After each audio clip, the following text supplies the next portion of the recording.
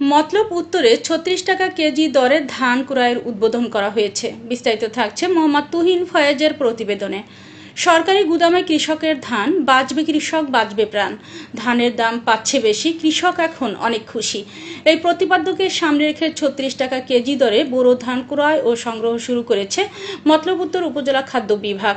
মঙ্গলবার ২৭ মে উপজেলা খাদ্য বিভাগের আয়োজনে মতলব উত্তর উপজেলা খাদ্য গুদামে ধান সংগ্রহ কার্যক্রমের শুভ উদ্বোধন করেন উপজেলা নির্বাহী অফিসার ও উপজেলা ধান সংগ্রহ ও মনিটরিং কমিটির সভাপতি মাহমুদা কুলসুম মনি।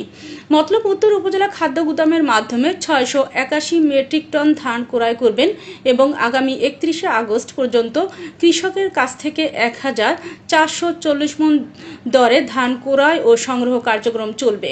এ সময় বক্তব্য রাখেন উপজেলা কৃষি অফিসার ফয়সাল মোহাম্মদ আলী, উপজেলা খাদ্য গুদামের ভারপ্রাপ্ত কর্মকর্তা মোহাম্মদ জিয়াউল হক, উপজেলা খাদ্য নিয়ন্ত্রক মোহাম্মদ সাখাওয়াত হোসেন সহ অন্যান্যরা।